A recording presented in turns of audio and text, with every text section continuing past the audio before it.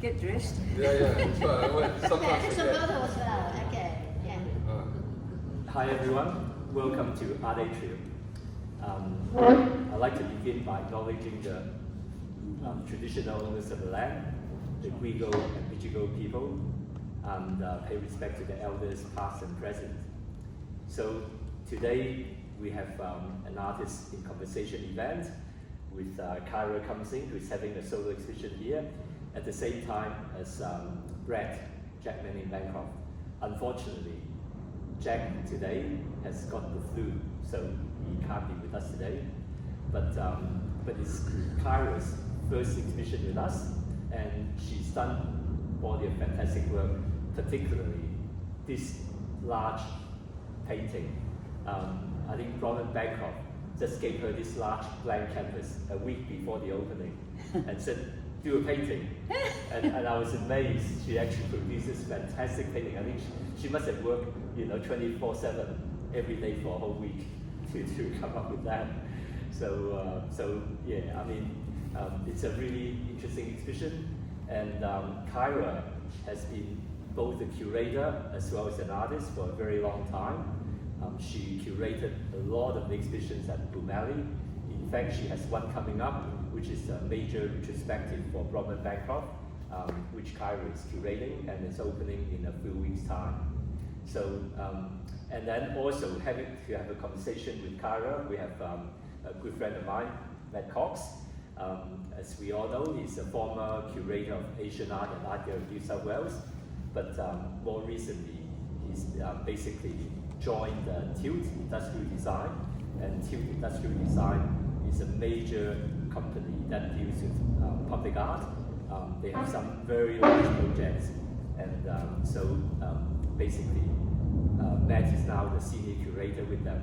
So we look forward to seeing a lot more of this public art coming online later on. So I'd like you to put your hand together for Kyra and Matt.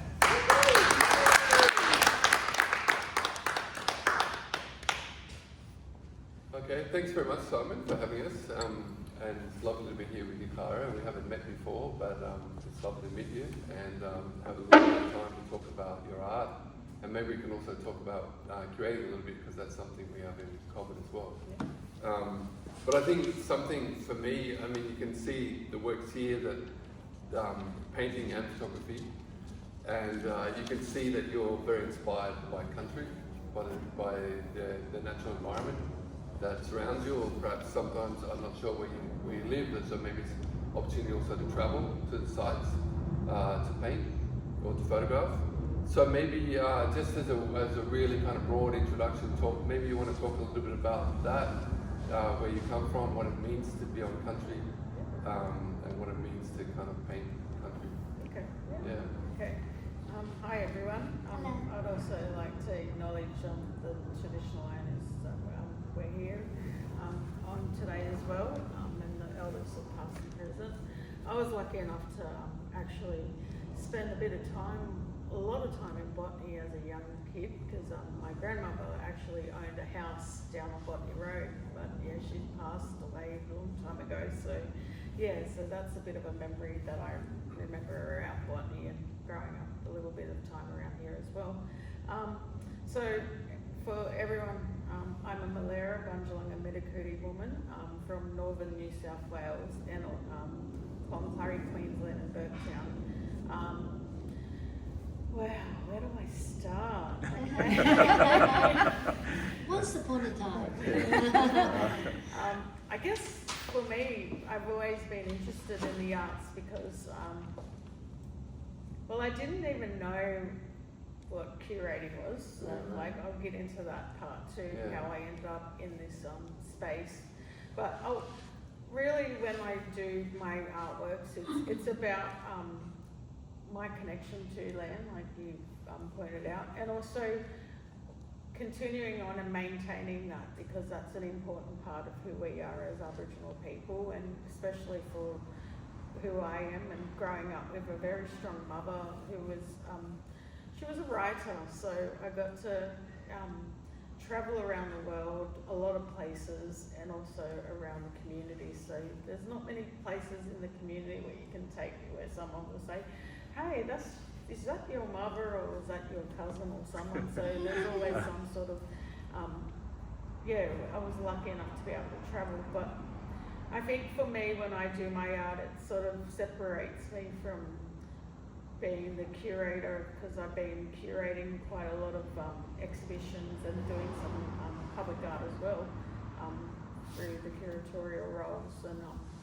I guess for me, it's how I feel at that time when I paint, and a lot of these stories have been passed on and passed down, and it's about sort of paying homage to that, but also it's ingrained in me and it's what I've known all my life, and so I'm going to continue on doing what my ancestors have done before. And so I like to play around with all different mediums, and I guess that's the beauty of being quite experimental and being able to play with all different sorts of mediums and textiles, I guess. And at the moment I've got a lot of more 2D works, and also I've got that beautiful piano out in the back, the Baby Grand, which holds a special part in my heart.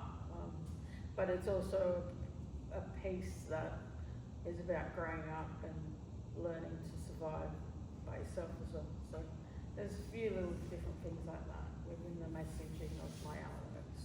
Yeah, okay. Yeah. So there's a lot of kind of personal history in this, and your mum was a writer as well. Did you see that your mother as a kind of inspiration there to move into a creative field, or it just came sort of more kind of through osmosis, or it was actually just it was a completely different pathway? Oh, I guess, yeah, she definitely helped me out with that. Like I said before, I never knew what a curator was when I started at Bumali. I think Brumman she just thought I'd be really great at it, because I have a media journalism degree and background as well. So that sort of really helped with telling my story, and also sharing a bit of personal information about why I do things, and I guess the importance of our family and the history and maintaining that. So sorry, I get a bit nervous with these things too. Even though I like to do things like, great like in spaces, but yeah, when you chuck me out the front, even though I do that sort of curatorial stuff, when it talks about yourself, you get a bit like, whoa. Don't worry, just have a glass of wine. That's hilarious. Well, that's where the curatorial role is sometimes a little bit easier, because you're talking about other people. Yeah, definitely. So the camera's on somebody else. Yeah. But I think it is interesting, like what you've been, the conversation so far, how much art actually works around kind of relationships, and how much it is a sort of social organism in many ways, and where it generates meaning as well is through those connections with other people. And how does it foster more connections, and how do we extend that circle outwards? Sometimes we live in a world that feels very divisive and slightly, although we've got so much opportunity for communication, it doesn't always feel effective. So how do you think art might be a way that that we can expand those networks and speak to larger audiences? I think art is a really great tool for that sort of messaging, and especially when getting it out to people, is that relationship and how you feel connected to that piece of work too. Some works might not particularly hit you in that way, but a lot of these stories that I've been painting are normally stuff that you dream, and then also stuff that my grandmother and my great-grandparents have sort of taught me down the line as well. So I guess opening that up for the wider community to see it is quite daunting, because you're putting yourself out there, but it's also quite it gives you strength to know that there's not a lot of our mob in our communities that are getting out there and making it in these spaces. So it's important for us that have been grown up in the grassroots area, have an opportunity to put our wording out there and be able to see it for the world to see, especially our art and our stories that are very valid. Yeah, absolutely. Yeah, it's an interesting thing that you raise around vulnerability or exposure, which can be double-sided, the exposure, right? So it can mean that people can appreciate your work, but it also can make you feel exposed in some ways, I suppose, right? Or that you need to explain yourself in some way. But I think it's interesting, the whole idea of process as well. You talked about, you know, the kind of stories that you're telling, but the people that you know, perhaps like it's part of that process. And I think sometimes we arrive at art and we look at a painting and we're enjoying the kind of the paint on the canvas and the colours and the way that, you know, we're responding to that either through our visual experience or just the kind of, relationship to the painting. But I think often it's the story that comes up that makes the painting in the process. It's something that we're talking a little bit about in public art as well, is that people see it as an object or a piece of sculpture or painting out in the public, and they're often very quick to criticise, or they form an opinion very quickly, and I feel like sometimes the expectation on art to do a lot, we expect too much of the art in some ways, and that we actually need to sort of think about what's the process and how much of the social impact is happening in the process. Yeah, no, definitely. Yeah, that public art is a different beast in itself. Like from doing some, because I've been working on the Macquarie Street East public art plan for the next 15 years. That's something I've been working on currently as a curator, and I tell you, learning about how the process and what the sort of space is and how you interpret stories through larger big budget works and stuff like that is quite amazing compared to some of the stuff that, when you're in galleries, it's another world. But it's still important for us to be able to do the traditional style as well, because I think that tells our story. You know, we get a bit washed away with that big stuff, but then, you've got to also bring it back to why it makes us feel important and what art does for us as well. It humanises it for us and heals.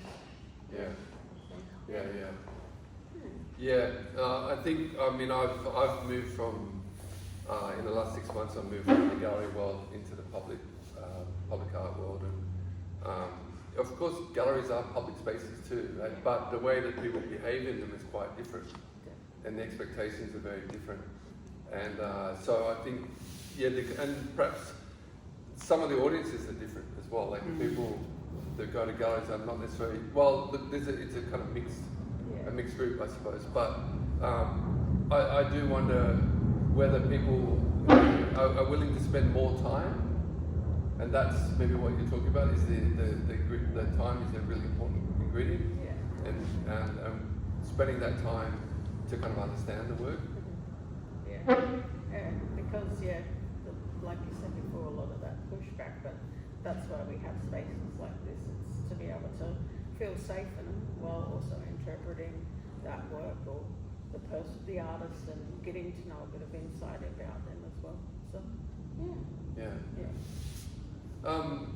just to talk a little bit, maybe about your curator. Is that okay? Talk about that. Yeah. I know you're here as an artist, but I'm just interested because I studied sculpture. I didn't ever really end up making any art except the stuff I made at art school. But I sort of maybe live a little bit vicariously through working with artists. I get to understand.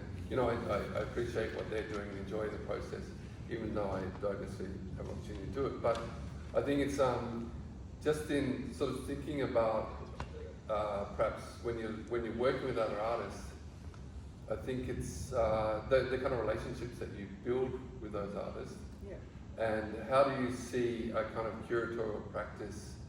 What kind of practice do you think is something that you're kind of wanting to pursue or develop? Well, I've been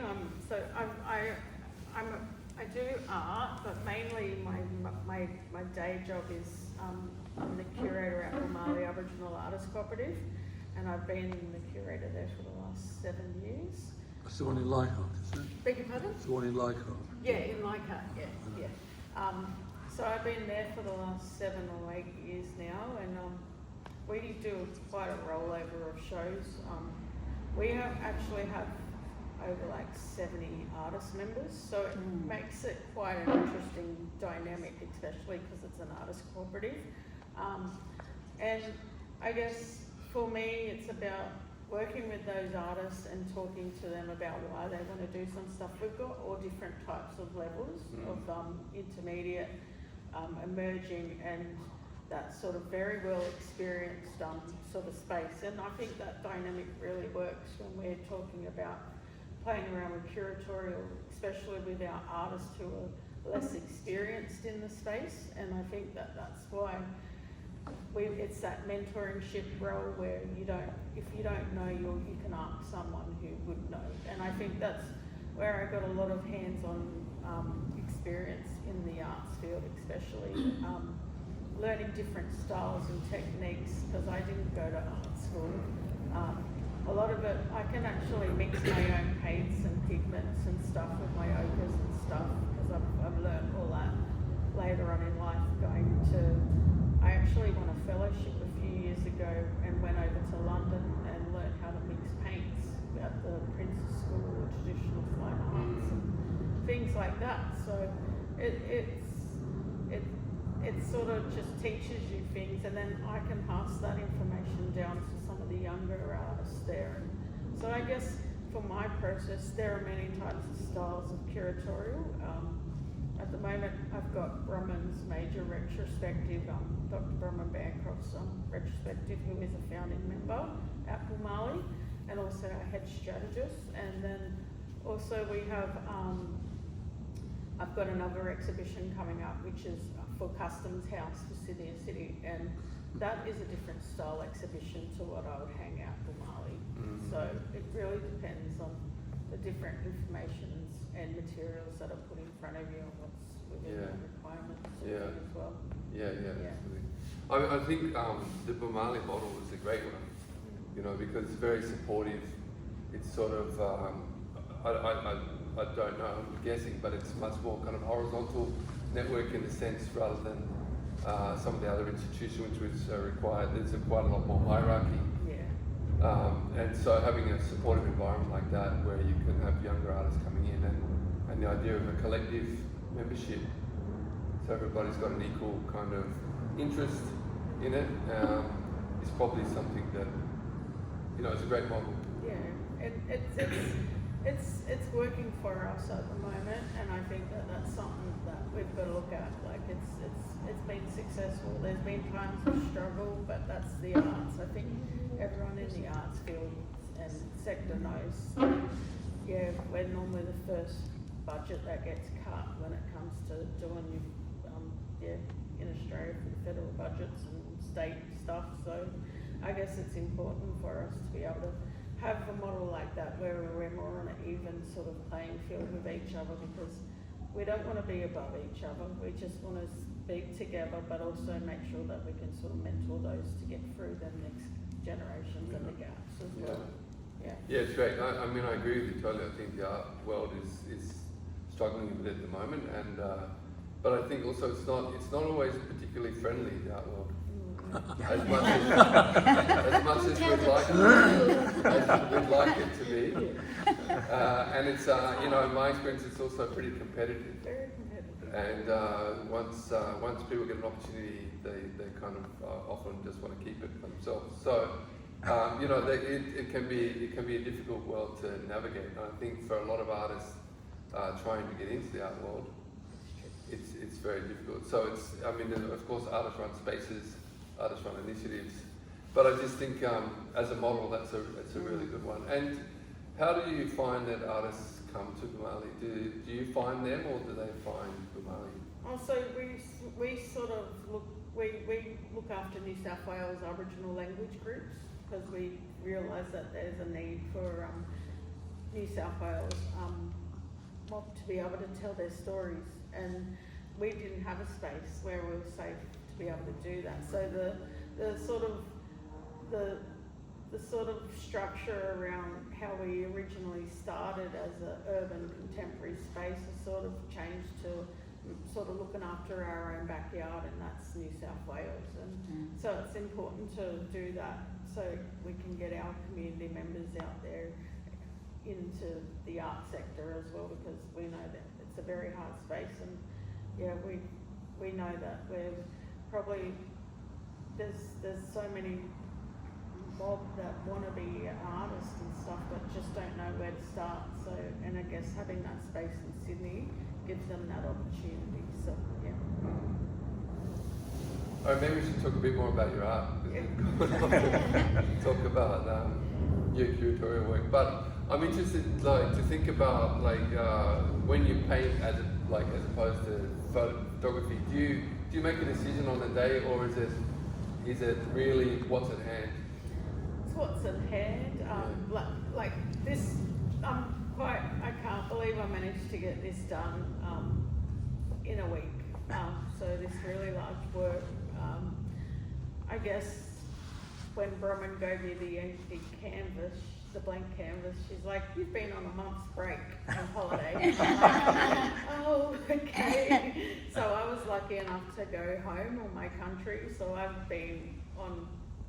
drove from New South Wales all the way up to Cloncurry and Burketown. So on my father's line, I'm Gungalita and Midakudi, and so we've got the largest saltwater plains in the southern hemisphere up in Burketown, and so that painting was inspired by that, and it's the Tree of Life, because we've got many river systems, and it's a continual, and it's plentiful, and it provides for everyone up home. So that's the story of the rivers up home in the saltwater plain.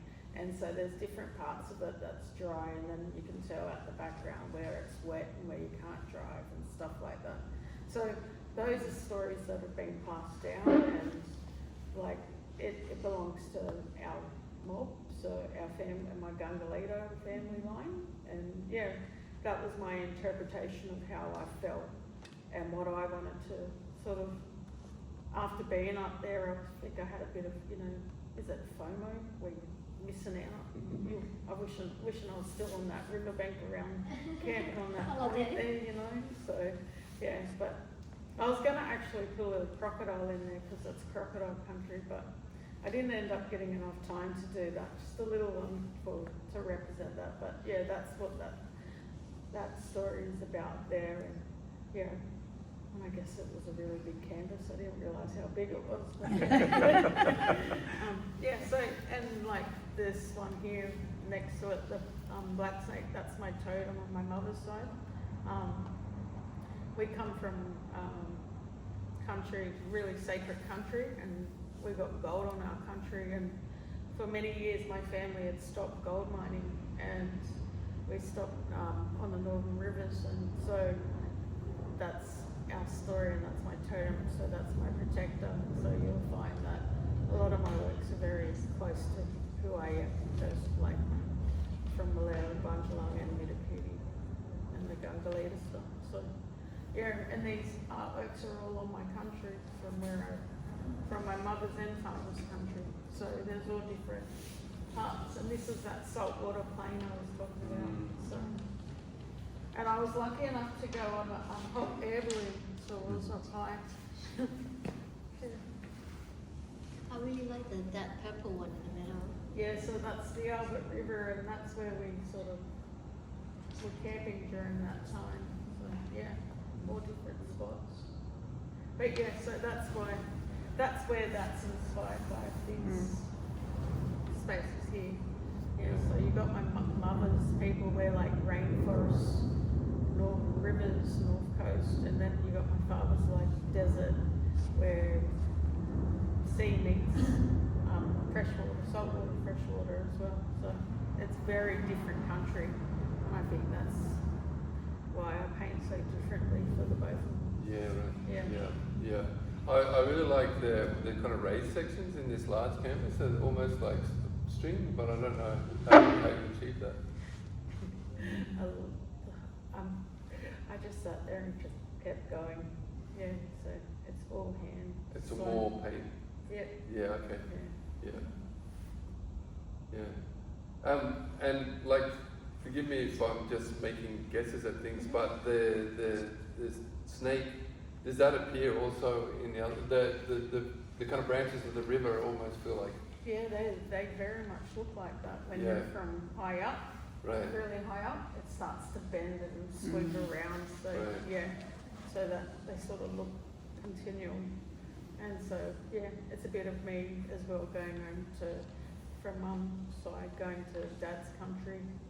But yeah, they do look like that when you're up there, and that was how I interpret it with the many creeks and waterways that run off it. Yeah, beautiful.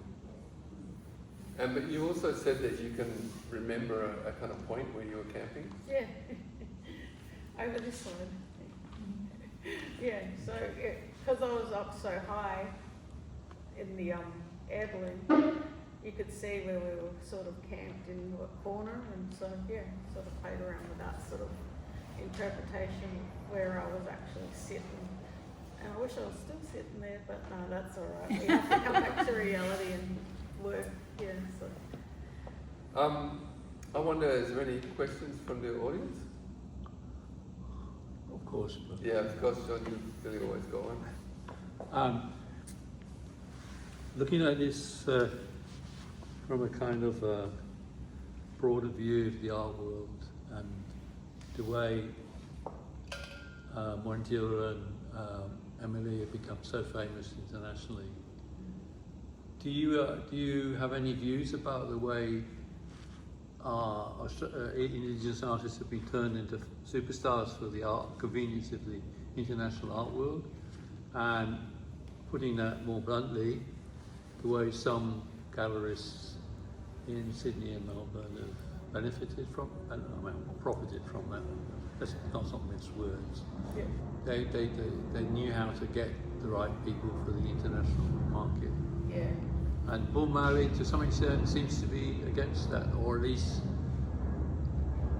not really following, the line of utopia, whatever it is, in sticking things into international biennales.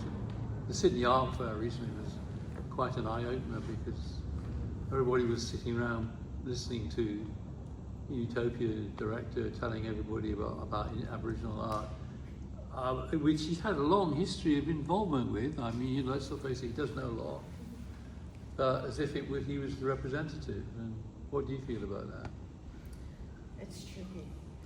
Oh, okay. The reason why I say that is because I think that when Emily and that were back then, because I have seen her work on is it in Paris, where it's on the roofs, there's some works on one of the museums. Yeah, I think Musée K. Brown. Yeah, Brandon. I've actually seen it on there. And On the ceiling, yeah, that's right. Yeah. And then, I think of people like Michael Riley, who was one of the Bull Marley's founding members, how famous he is and stuff like that. And I guess for Bull Marley, we sort of, we wanted to go in that way, but then I feel like it would. I don't think we'd ever really want to go that way. I think we wanted to break the rules a bit with how the art world is, and especially because it's so cliquey. And a lot of those bigger institutions seem to hold the space and get the funding.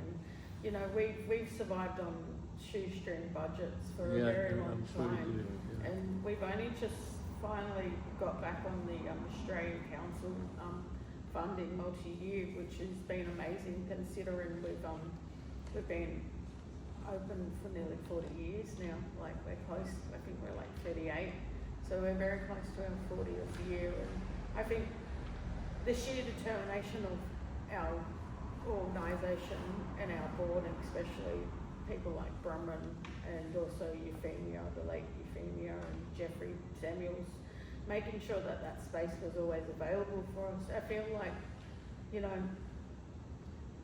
we could try and be internationally famous and superstars, but at the end of the day, we come from these spaces, and it's important to be able to have you hold your ground in space here. And yeah, I feel like that's something that we might end up getting there one day, getting to an international space, but I feel like we just don't, we're more of a sharing that collective, and we don't want to glorify anyone, especially when they're not here to be able to represent themselves. Yeah, if that makes sense. It's a complex field, I agree. Yeah. I think Simon got a question too. Yeah. Yes, Kyra, would you like to tell us a little bit more about your Aboriginal and Chinese heritage? Okay. Yeah, so on my father's side, my father is Aboriginal Chinese. They're originally Lequees from, they were sisters, and in northern, like in Queensland, especially up like Gulf Cups area and Burketown and all them areas, you get a lot of Aboriginal Chinese mixed blood, and so yeah, that's where my grandfather, my great grandfather, he was Aboriginal Chinese, but it comes from the Kum-Sing line is some place over in China called Golden Mountain. That's all I sort of know. It's Toishan. Toishan. Yeah. Well, there you go. Yeah. But I know my aunties actually went over there and visited our family over there, so they have more of a connection over in China. But because they speak Chinese and we speak English, we're sort of learning how to. We need an interpreter to sit there and sort of But they've actually been on the phone and conversated with them. I've got an uncle that's like 90 years old, and he's up there in Townsville, great uncle, and so that comes from my father's line. So you get a lot of Aboriginal Chinese mixed blood up there. Are they people from the goldfields originally? Is it? Yeah, they come from the gold. Yeah. Goldfields. Yeah. Apparently, my grandfathers were bank robbers. They're also white criminals as well, I'm sure. Lots of those. Have you talked to Vernon Aki about Chinese heritage and how it affects his work? No, I've never ever had a conversation. I'll have to look. I've never met Vernon, so I'll have to. He gave a talk once in 4A on this subject. My grandfather is a Kum-Sing and my grandmother's an Arsene, so it's double. What does that mean? That's the surname in Chinese, of course you understand it. Okay. They're the two names. Arsene and Kum-Sing. May I have a question? Yep. What is the next episode? Are you focusing the new Aboriginal artists, Yeah. like mentoring them, or you have something exciting news to tell us? What's the next new adventure? Oh. Who knows? I guess. You may be going to China to explore. Yeah, that would be cool. I'd Tasha. actually like to see what China's like. That'd be cool. Retracing that sort of history as well. And then I've also got the Aboriginal Italian history as well. So my mother's Aboriginal Italian and dad's Aboriginal Chinese. So there's a bit of a mixture here. Have you ever checked your DNA? It's one of them things. You get a lot of that now. A lot of us got a lot of different races, nationalities, but I've always known my Malera Bunjala Medikuti side. The other side, I sort of am learning along the way, and my aunties, they can talk, and so I'm learning a bit. Okay, was there any other questions? Sorry if you talked about this before we got here, but I was just wondering if you could talk to the 3 paintings with the red squares. Yeah, I'm just curious. So when I did this work, it was around the Voice Tree of Truth stuff. Simon actually had contacted me to do an exhibition in North Sydney at the library, and so this was my work, and it was about listening and hearing and sort of seeing what the ancestors, and I wanted to really try a different style because I'm really into trying to work out what my style is in the art world. I know I can curate like with my eyes closed, but as an artist, I never ever felt like I belong in this space because I just didn't know. But yeah, so that one was when I was going home. So it was about listening, hearing, and also walking on country and respecting it. And so, and then with those red dots, red squares, that was sort of playing around with going home and learning about that Chinese side too, because I didn't understand it as much as what I've slowly starting to learn more about that side of me, which, yeah, it's something that's quite foreign because I know a lot about my identity, but the Chinese, the Asian and the Chinese stuff and also the Italian stuff is a bit sort of not as strong as my originality, yeah. What about this one next to the snake? That's travelling home. So Okay. yeah. So that was travelling the Mid-Akuti country. So like I said, I look at the landscape and play around with the different design elements and points and sort of see how the land wraps around when you're out. And I always request a window seat when I'm on the plane, you know. So getting my head around doing the art and stuff as well, and Right. also the colours. You'll see that a lot of the sort of orangey colours are more representative of dads compared to the sort of greeny and the sort of yellowy. So that's more of mum because she's more rainforest. So yeah. Okay. Well, I'd like to thank you and congratulate you on the show. And can we all put our hands together for Kyra?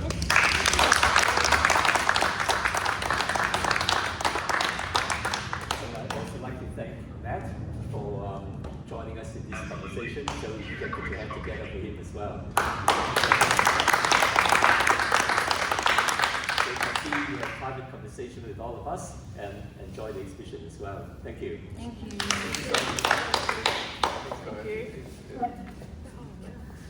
Yeah.